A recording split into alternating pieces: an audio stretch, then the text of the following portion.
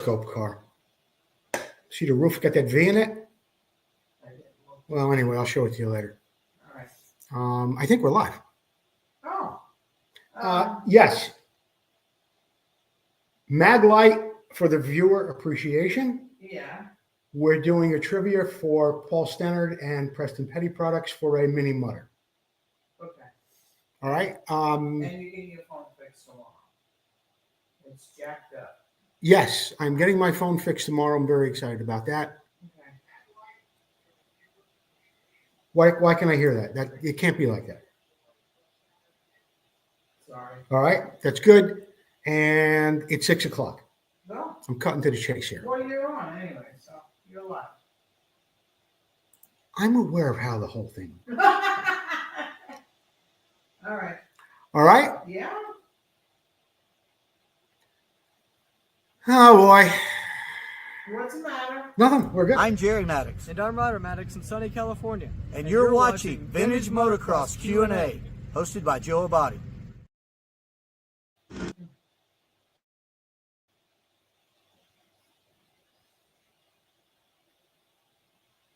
We're not having one of these tonight. One of these nights, are we?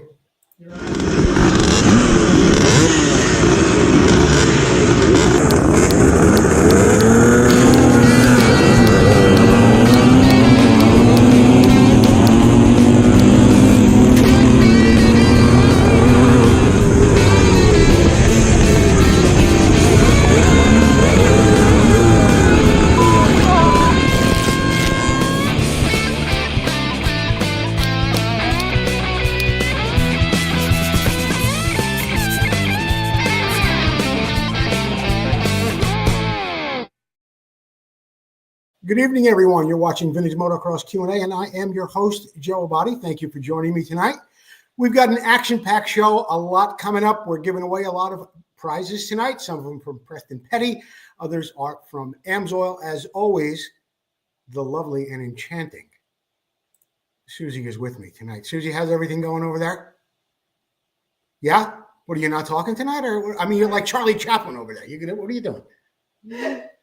I told her I wasn't talking, but I'm talking. You have to talk. What are you giving away tonight? I'm giving away the Amsoil telescopic Right. magnetic Yeah. light. Okay. This is for Tyler Perry. What's his name? No, it's not Tyler Perry. It's Tyler McGregor. And Tyler Perry. yeah, leave the comedy to me, okay? Tyler, this is for Tyler McGregor. Right. Yeah, it's great. And Okay, great. Yeah. Oh, you need battery. It's almost dead. Anything else? You're giving away a mini motor fender, Yeah, and that's it. that's it. We'll be back with Sue later in the show, like way later, okay? Hey, if you want to make a small donation to the show in any amount, in the show description is a link to my PayPal donation page. Any amount would be appreciated. And if you send me your address, I'll send you some nice Vintage Motocross Q&A stickers to go along with that, okay? As always, I want to thank our sponsors, Racer X, the International Motocross Museum, Motion Pro, Sirius Studio, Vintco, Full Circle Racing, Preston Petty Product, ReplicaMotorcycleParts.com, and Amsoil, of course, the boots on the ground. These guys all help out with sharing the show. They made donations. They wear shirts, and they're always there to help us out. Larry Passman, Jay Stocker, Tyler McGregor, and so many more. Thank you, Larry Winter and SiriusStudio.co for being a sponsor of our show. Be sure to visit them online and see their Instagram account. They've got some great gear for off-track. The Big Air Fund 2025. That took place a little bit earlier or a little bit later in January. Be sure to visit them online. Steve Bauer's organization, 2025 Big Air Kids Fair. Incredible show there every year. Thank you, Steve Bauer. My brother in Christ, Moto Fellowship, Steve Wise. Got a show every Wednesday night at 5:30 Central Time. Be sure to visit Steve Wise at Moto Fellowship on Facebook. Don't forget to keep sharing the show, whether you're on Facebook or you are on YouTube. A little bit later on, Susie will be giving away that magnificent mag light that extends. It has a magnet. It's got all sorts of things going on there, okay? So that's what we're going to be doing a little bit later on. Right now, we're going to get to the next time try this segment, a two-parter tonight. Part one, it does come from Roy Vanderveer. Always good stuff from Roy. How about last week with that tire? Next time, try this with the tire, how to read the dates. Enough already. Let's get to Roy's video, and we'll see what's going on. Roy, what do you got, brother? And welcome to this week's Next Time Try This. Anytime you have your rear brake plate off, you're going to want to be sure to make sure that the bushing in your brake plate is free and not seized up. Now specifically, this applies to full floating brakes only. Full floating brake is going to have a torque arm or brake arm that anchors the back of the brake plate to the frame. This is done to make a parallelogram so as the suspension arcs through its travel, the distance between the axle, the brake stay bolt, and the frame remains a constant. In doing so, the brake plate moves back and forth as the suspension goes up and down. If this bushing is seized, it will lock that whole system out, and you'll end up putting a great deal of stress through your torque arm and into the frame. It'll also lock out the suspension. If you're sensitive to that, which I am because I've felt it, it actually reduces the ability of the suspension to move through its travel. So it's a big problem. This bike that I'm doing a restoration on, there's no surprise that the bushing is seized in the brake plate. So I'm going to have to put some heat into this and drive that bushing out so it can be cleaned, greased, and reinstalled. And when I come back in part 2, that's what we're going to do. I'm going to go fight with this to get it apart off camera, and then I'll see you guys again in a few minutes. Another great video from Roy, and he will be back in just a couple of minutes with the second part of that video. Of course, the Next Time Try segment, the Next Time Try This segment is brought to you by Vinco. Keep the ride going. At Vinco, they have over 1,000 products in their catalog. I'm sure they have something for your bike there. And of course, any order over $200, you get free shipping. That's Vinco. Keep the ride going. Thank you, Fred at Derf's, for being a show supporter. And now we'll go on to the next time. No, we're going to go on to the What's It Worth segment. Okay. What's It Worth segment is brought to you by Full Circle Racing. And this week's bike for the What's It Worth segment is a 1979 Honda CR125. Looks pretty nice here in the picture with those gold anodized rims and those Fox Air shocks. Let's read a little bit more about what's been done to the bike. And this is, of course, the segment of the show where you guess how much you think this bike recently sold for. And we'll give some Vintage Motocross Q&A stickers to the person who gets the closest without going over. 1979 CR125 was acquired in a non-running project in 2008 by the seller, who subsequently carried out a refurbishment with it completed in October of 2020. Work at that time included refinishing the bike in a Tahitian red, repairing the expansion chamber exhaust system, fitting and Renthal handlebars, and overhauling a 124cc two-stroke single, Fox Air shocks, forks, and wheels. The bike is also equipped with a 6-speed transmission, a Kickstarter, a Mikuni carburetor, a leading link front fork, 23-inch front wheel, a high-mounted fender. This CR125 is offered at no reserve in Tennessee for off-road use only, with records of bill of sale only. And I went over the pictures of this before I decided to use this bike on the show tonight. It is claimed to be a race bike or a rebuilt bike, and it's done very, very well.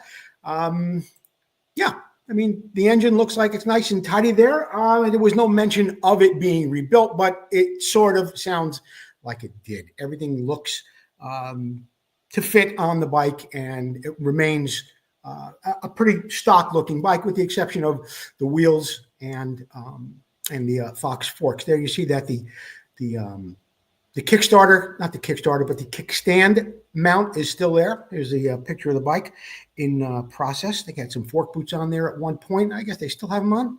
Yeah, still got them on right there. Fox shocks, really nice red paint job on there. I like the gold wheels. That's a real nice touch, kind of a period correct thing, or what was going on with the factory. I said that the hardware was not replated, but again, I believe it's more of a rebuild and a race bike, and I think it was done tastefully and done very, very well. So there it is. What do you think this bike's recently sold for in Tennessee?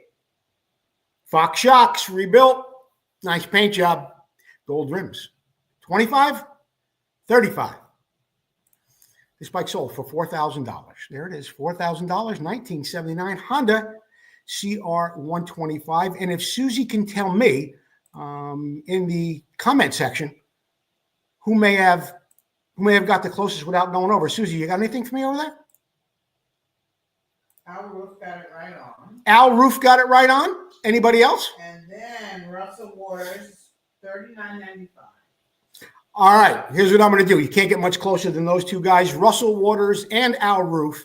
I have your address. I'm sure, somewhere. And I'm going to send both of you guys some stickers, compliments of Susie and Vintage Motocross Q&A. I don't know if you guys know about that, but Susie makes all of our stickers. She makes shirts. She does a lot. In fact, just this week, Susie, I sent out a couple of boxes and some packages yesterday. So Mark, Who ordered shirts? Mark Hidden. Don't step on my line, Sue. Oh, Who? Mark Hidden, Yeah. got 2 shirts and a hoodie. And No, 2 stickers in the hoodie, Mark Hinton, didn't he? No, shirts.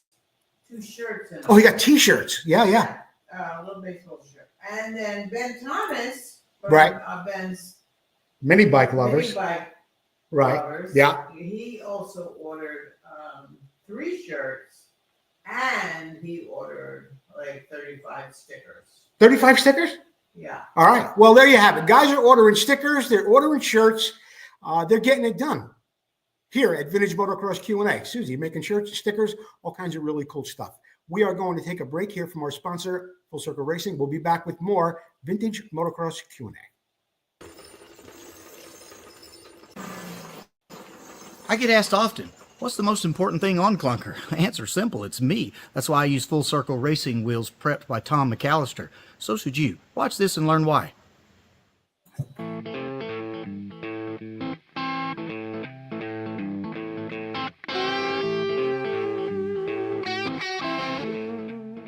When racing vintage motocross where suspension is very limited, your wheels can be the difference between winning or serious injury. We chose to run Full Circle Racing wheels because of the super high quality materials and the heavy duty spokes used. Prepped by Tom McAllister, I have the confidence on the track to push way harder through the rough stuff and the bigger jumps, knowing my wheels are going to stay under me. Hey, Clunker may be 50 years old, but his wheels are brand new, and yours should be too. Call Tom McAllister at Full Circle Racing today.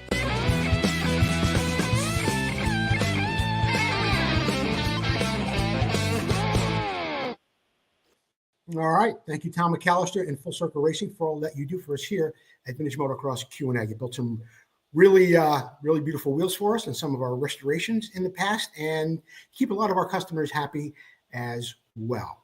Thank you, Mark Ferriester. Sunrise Vapor Blasting doing a beautiful job for us on all our parts here, on our personal bikes and on our restorations. Mark Ferriester in Modesto, California. We are now on to the segment of the show. Here's the problem. This is, of course, brought to you by Motion Pro. Let's get to the first question. What do we got? Mark Hinton. Question, Joe, being new to the show, what are your favorite tracks or races you've participated in? Thanks, Mark Hinton. 2 of the best tracks I have ever ridden. When I lived back east, I always looked forward to going to Motocross 338, better known as the Wick, Southwick. What a great track. I love it because, people say it's the sandy. It's really sandy. It is, but there's a lot of nice, not hard pack, but some nice packed dirt there, packed sand. It isn't as sandy as many people think it is. It's not like a beach sand. It's not like sugar. I've ridden on some sand tracks out in Long Island, and it felt like you were just riding on sugar, and that's not much fun. Southwick was great. I loved how it was surrounded by the trees. You could always find some shade, and the best thing about it was really close to home. Southwick 338, one of my favorite tracks. My all-time favorite track, HLR Motorsports in Moberly, Missouri. This track is absolutely amazing. And another reason I love this track is another one. It's surrounded by trees, easy to find sand. It was more of a hard pack, but yet it was soft in the turns. I can remember going out there and racing a national, and they had some kind of open practice. It was like, however it was an hour and a half of open practice. I nearly ran out of gas practicing. It was absolutely incredible. I loved everything about that track. It's in Moberly, Missouri, and unfortunately, I can't remember what HLR. I can't remember what I looked it up today, too. Anyway, two of my favorite tracks, Mark Hinton. I like when I get personal questions like that. Brian Webley, I have a question your AMSOIL sponsor might answer about using synthetic two-stroke oil in older air-cooled bikes, or if you need to change fuel oil ratios, etc. What might be the best? Boy, okay. You know, this is the ultimate can of worms, asking oil questions, how to mix it, and do things like that. But I'm going to go slow here, and I'm going to shed some light on all this for you, okay? The first thing, I mean, it's elementary. I probably shouldn't have to mention it, but the first thing you want to do is make yourself sure you get a ratio right cup, and that when it says 36 to 1, 20 to 1, whatever it is, you make sure that you run what your manufacturer suggests. I'm going to go on to step 2 here, and I'm going to say this. This is a sticker from Honda. 20 to 1 is their recommended mixture. That was on your CR125, your 250, well into the 80s, might even be in the 90s. They were still recommending that you run 20 to 1, okay? Synthetic oils came along. They came along in the 70s, actually, but it didn't really catch on until much later. You have synthetic oils today, and your question, Brian, was about the mixtures. Okay. I thought until today, well, I didn't think until today, but I spoke to Russell Waters and I spoke to my friend Glenn Lewis, a professional engine builder for over 40 years. I spoke to both of them about this subject, and they had their opinions, 2 different ones. And I sort of had mine, but we sort of agreed somewhere in the middle. Now, this is Dominator Racing Oil. This comes by AMSOIL. If you look on the back, it says it right there.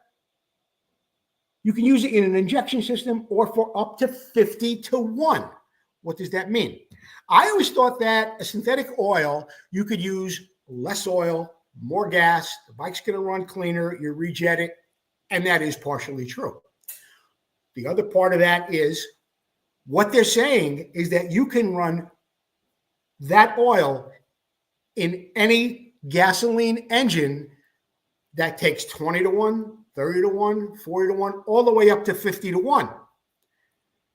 While I agree with that, I've had some other experiences with synthetic oil. I have a 74 YZ250. I've had many bikes, many, not many.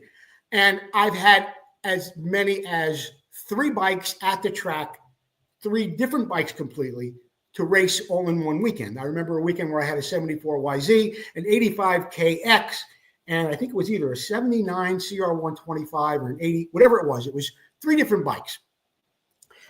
1 can of gas. 1. It was all 40 to 1.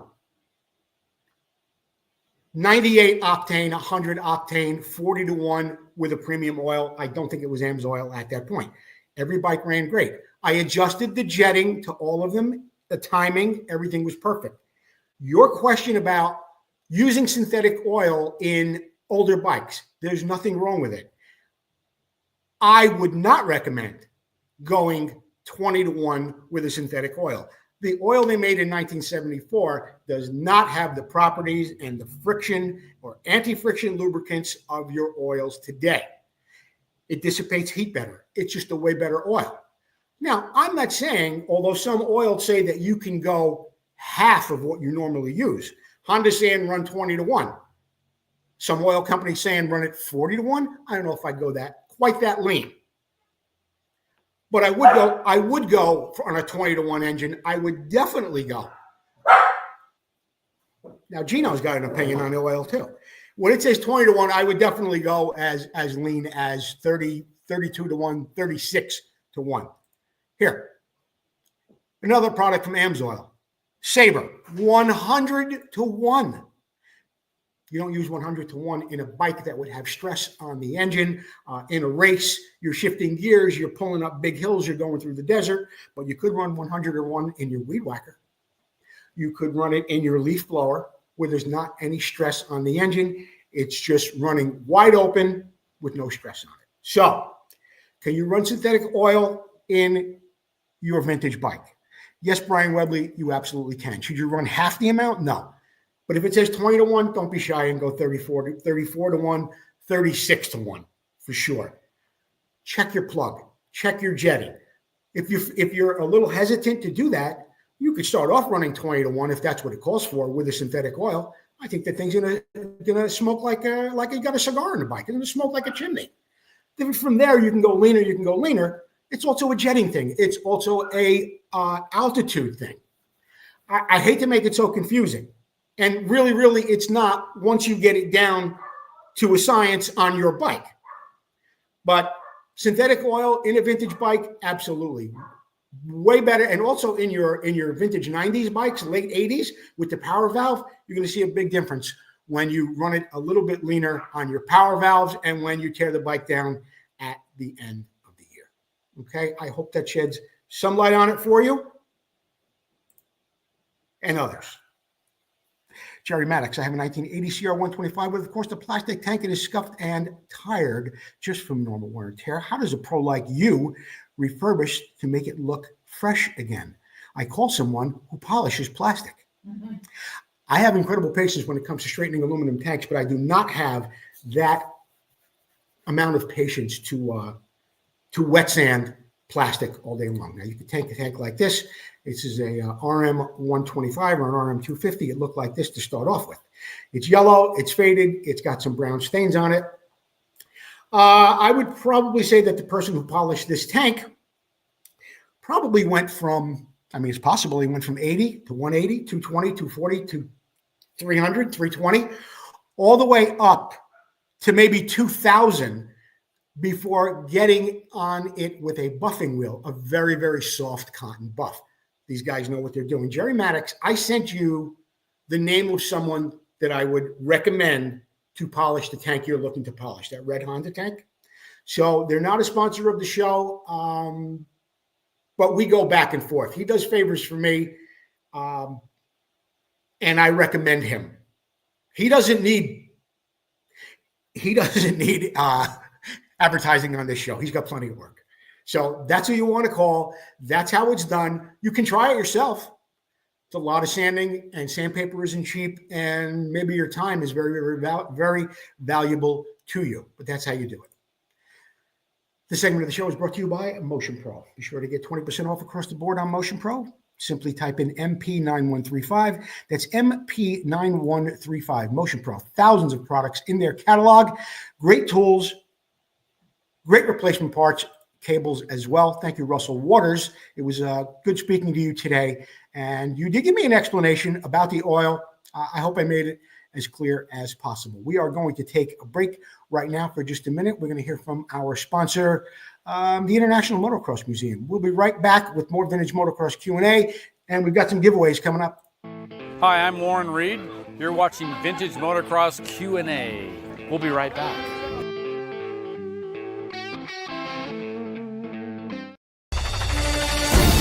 Motocross struck America, coming from Europe like a lightning bolt, striking the hearts and minds of people all across the country and the world. Battles of intense racing and cutting rivalries with loyalty to brands and heroes intensified as years of blood, sweat, and dirt flew through the minds of those memories of champions as they wrestled their machines through almost impossible tracks. But where are those past champions? And where are their bikes? Terry Good, an ex-pro motocross racer, has made it his life mission to honor these heroes and the bikes they rode to stardom.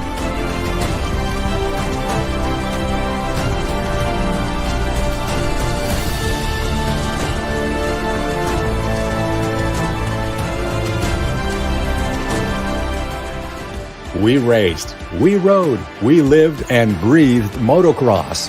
Go back in time and relive those moments, now preserved for the first time ever in the world's first museum dedicated to the history of motocross. Our new building is in the gate. Help us get a great start and you can be part of history. Go to internationalmotocrossmuseum.org and become a part of our team.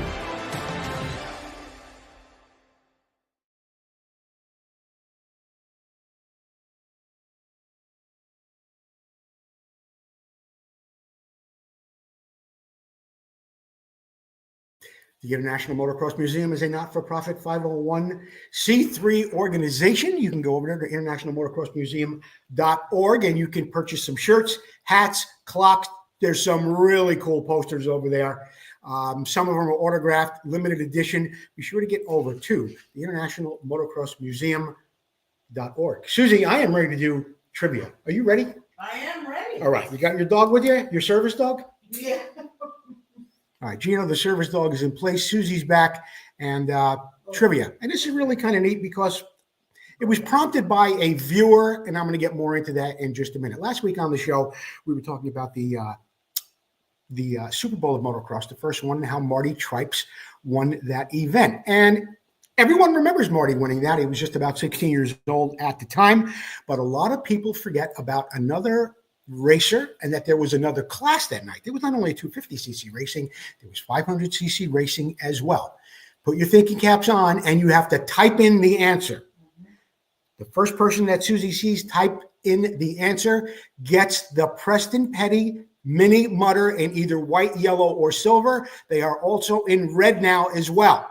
Okay, so we're not playing for the Maglite. We're playing for a brand new, hot out of the mold Preston Petty Mini Mutter. All right? Here comes the question.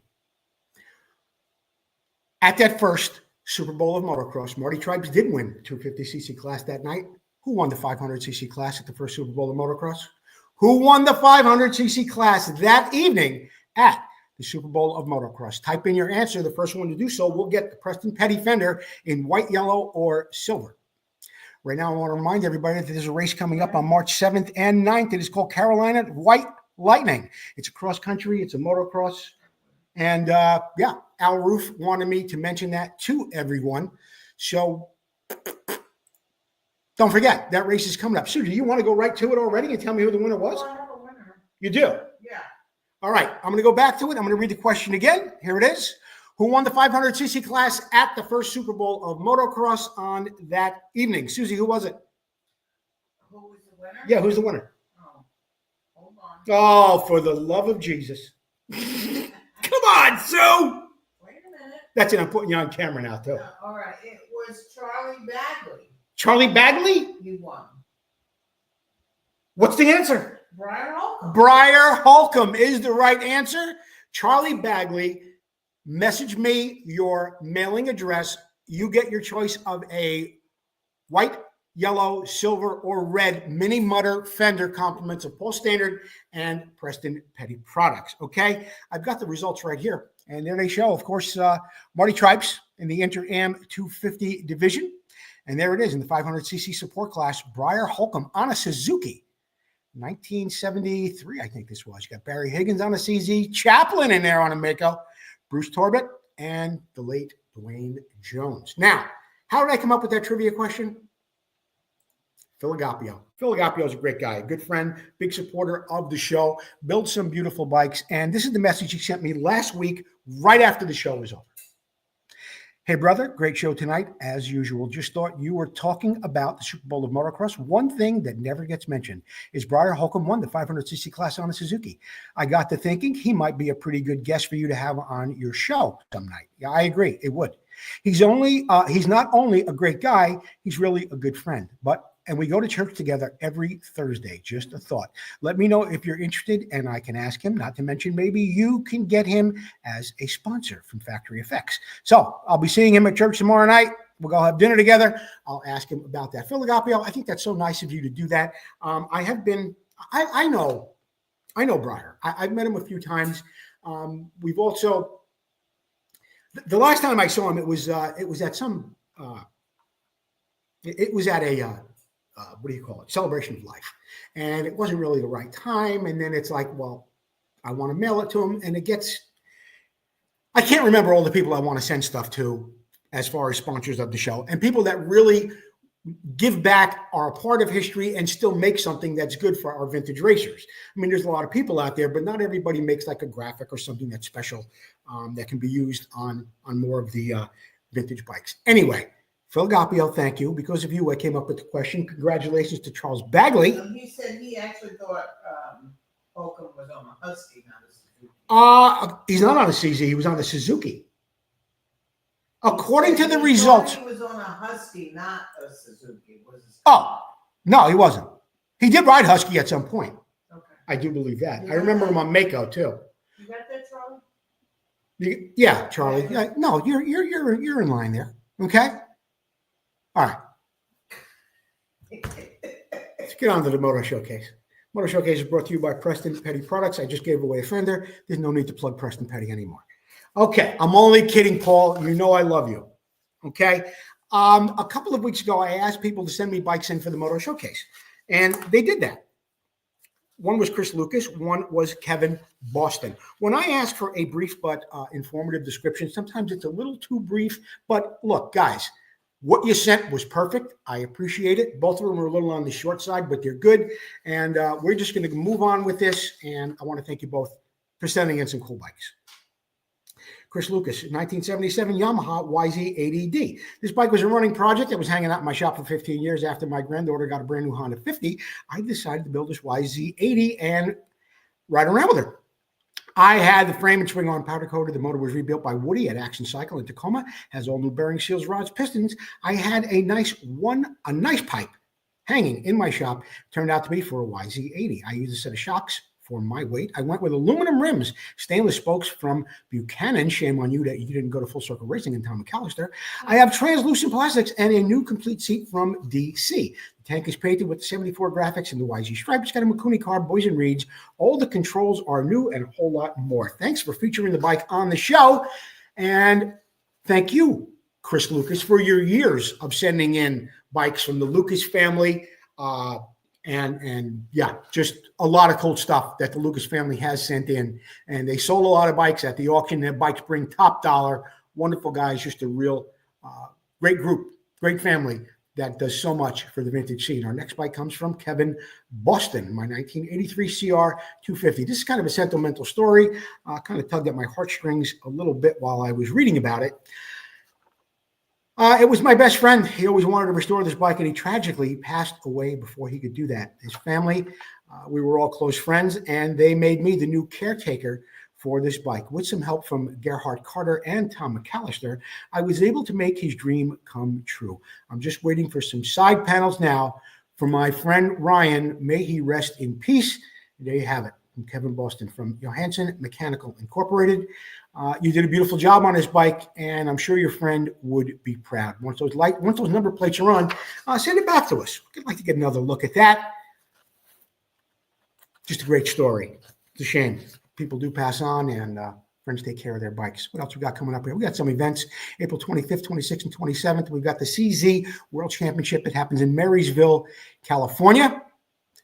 I mentioned Sirius Studios. Larry Winter, give me a call. I want some new products, man. I want some new stuff to show here on the show, and maybe we're around to some of the events that I'm going to be going to and emceeing for. Okay.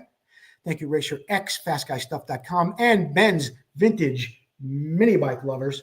Thank you for buying shirts. Thank you for supporting the show. Did you know? Did you know is brought to you by Jeff Kokoski. Jeff Kokoski's got a good one tonight. Did you know? While retrieving a 1976 YZC from his cousin's barn, my friend Ron and I came across his uncle's 64 BSA Bantam Trail Bronc, also buried in the barn. What we are going to be talking about here tonight is Whitworth, British Standard Whitworth threads. And if you guys work on BSAs, Greaves, all of your British bikes and your older British cars, you will know about Whitworth. It's in between metric and American Standard, and it's just kind of an interesting story. Jeff really put something great together. I'm going to run through this and go through some pictures. I think you'll enjoy it. Ron decided to rebuild it, the BSA, and he got it running for his cousin. However, while working on that BSA, Ron found out that he had some standard SAE and metric taps and dies that did not work on the BSA threads. It turns out the BSA uses the referred to as British Standard Whitworth system. So did you know how that came about? Abbreviated to BSW, the British Standard Whitworth was devised in specific Englishman Joseph Sir Englishman Sir Joseph Whitworth in 1841. It was the first world's national screw thread standard. Up until that time, standardization of screw sizes was pretty much unique to an individual, company, or group of like companies with that industry. When he was a young boy, Whitworth became an apprentice at his uncle's cotton spinning mill, where he was fascinated by mills and machinery. He also recognized a lack of standard required to make machinery more precise and set out on a lifelong journey to change that. Well, eventually, his interest in machine precision would lead him to London, where he worked for Henry Maudslay, who invented the screw cutting lathe, much like you see right here. By 1833, at the age of 30, Whitworth started his own manufacturing lathes and other machine tools, which became renowned for their high standard of workmanship. By 1841, Whitworth devised by 1833, at the age of 30, he began to make the lathes. By 41, Whitworth devised a standard for screw threads using a fixed thread angle of 55 degrees and having a standard pitch or given diameter. Soon after, railroad companies, who up until then used different screw threads, adopted Whitworth's standardized threads, and other industries followed suit. During the 1840s through the 1860s, the BSW was also used throughout the United States. However, in 1864, Philadelphia engineer and entrepreneur William Sellers presented a paper to the Franklin Institute proposing a new standard. Oh, I didn't even realize we had a overlay like this. Very interesting. Anyway, Sellers simplified the Whitworth design by adopting a thread profile of 60 degrees and flattened tip, in contrast to Whitworth's 50-degree angle and a rounded tip. The Seller thread was easier to produce. It became the predominant thread standard in the U.S. during the 1860s and 1870s. It was chosen as the standard for the U.S. government contract and was adopted by major railroads in this country, the dying cast, so to speak. As soon the Seller's thread became a national standard to the U.S., becoming generally known as the Franklin Institute thread or the United States Standard Thread, as it was abbreviated. Over the next 30 years, the USS thread was further defined and evolved into the set of standard, including national coarse, national fine, and national pipe taper. So, what about the Whitworth system? The BSW standard is further complicated by its tool size designations, and American and most European tools are sized by the flats on the bolt or head. For an example, a half-inch fits a bolt or nut measuring a half-inch across the flats. Conversely, Whitworth wrenches are sized according to the diameter of the shank of a bolt and not the head. By comparison, a quarter-inch Whitworth wrench is actually a bit larger than a half-inch American wrench. So a Whitworth wrench is unique, and there is no American counterpart. If you use the closest American wrench on a Whitworth bolt, you'll often round off the corners, and you'll find yourself springing the jaws of that wrench. Most, if not all, British cars, motorcycles, airplanes, and machinery still use Whitworth threads through the 1970s. Although you can still find Whitworth threads today, they have generally been replaced and unified by the metric thread system. Jeff Kokoski, very, very interesting. I did learn a valuable lesson, and you know what? I'm going to go to Susie's camera right here. Right behind Susie is a picture of a Greaves that I restored. And I learned right away all about Whitworth tools and, what the threads were like and searching for bolts. I was very, very fortunate on that bike that I was able to reuse much of the hardware. The rims, I remember, and the spokes, the threads, I had to spend a day down at Raber's in San Jose. They were a Triumph, Greaves, and British Bikes specialist. I don't think they're any longer there. But anyway, it was a great experience, and I was very proud of that bike. Anyway, we are going to run, you know what we're going to do? Remember that video that Roy ran in the beginning? All about that. Then we'll do the appreciation. Yeah, then we'll do the viewer appreciation to the viewer appreciate. You know what, Sue? What? Do you want to do that right this second and announce that? Yeah. I want you to do that while I bring up the video. Roy's second video on the how to handle the brake things. But we're going to, just a minute. I'm bringing that up right now. What I want you to do, tell us who the viewer appreciation winner is, who gets the Maglite. The Maglite goes to Robert Burrows. Bobby Burrows. Yeah. Maglite, telescopic, magnetic light. There it is. Courtesy of Endor. Bob Burrows. Yep. Any relation to the Burrows on the board of AT&T? That's an old line from a movie with, what's his name? Rob Lowe. Anyway, if you know that, you're pretty old. All right, we're going back to the Roy video where he's talking about how to handle that problem with a seized bushing on your rear brake plate. Roy, take it away, brother. Viewer, and we're back with our brake plate bushing service video on Next Time Try This for part 2. So upon getting the brake plate bushing out of the brake plate, I discovered that there's a seal on the inside, and that seal's torn. So lucky for me, I had another brake plate here at the shop, which has a good seal in it, only it's missing the center brake plate bushing. So we had the bushing was seized in there. It took a little heat to get it out, but it wasn't bad. Thankfully, the bushing's in great shape, so we can push that in from the inside as it goes. And then we put a cap on the outside as such. It's good to go. Now this bushing is not seized and will allow the brake plate to move independent as this goes up and down. I should say into axle because it moves relative to the axle.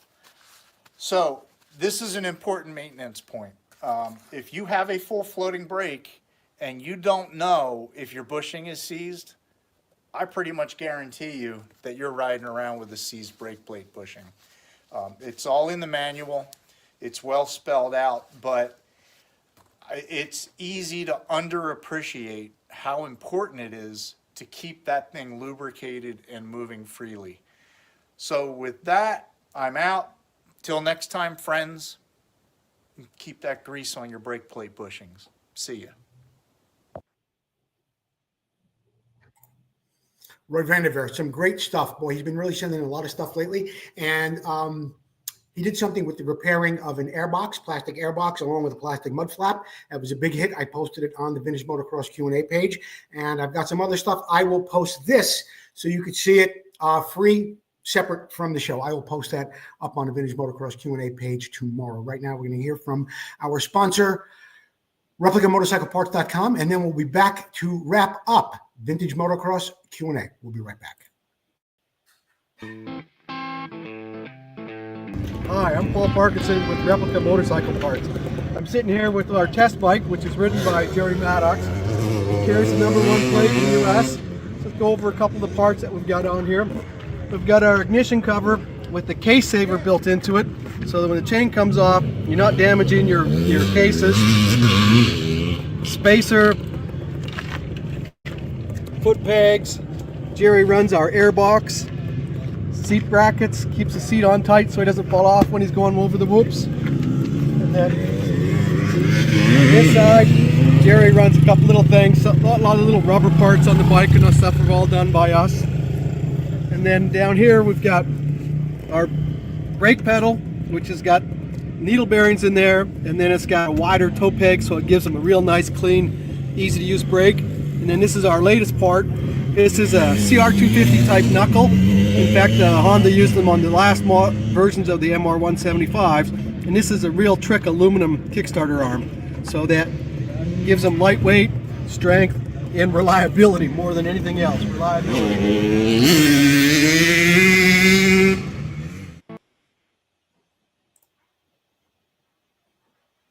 Thank you, Paul Parkinson Sr. and ReplicaMotorcycleParts.com. I posted something here today. Here it is. Some really great stuff that ReplicaMotorcycleParts.com has. $74.75, that Kickstarter knuckle, $75. For $15, you can get that shouldered bolt. Always a problem on the older CR125s. And they've got the bolt. They've got the nut that goes along with it, and also some other really cool stuff from Paul Parkinson. See this? He made this for me. Nice little cover. It's for a CR125. These covers can be changed too. Jerry Maddox has one on Clunker. A lot of other guys run their company name on there, but it happens to be for CR125. What else has he got? Chain guides. This is an exact replica of a 1974 Honda CR125 chain guide. They've got this little dust piece that goes in between the two. goes in between the two side panels on a Honda 74, 1974, 75, I think, also 250 Elsinores. They've got air boots like this, clips like this that hold your cable to your frame. It's an incredible amount of stuff that Paul Parkinson Sr.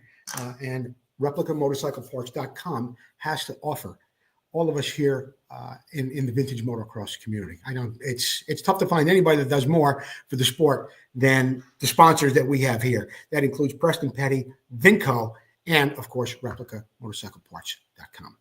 Got an event coming up here in the Finger Lakes. Got an ARMA Northwest National. You go over to their website. You can find out more about that. That happens on March 9th. Is it just a one-day event, March 9th? Yeah, I guess it is by the way it looks. Okay. If you're interested in becoming a Vintage Motocross Q&A sponsor, be sure to get a hold of me.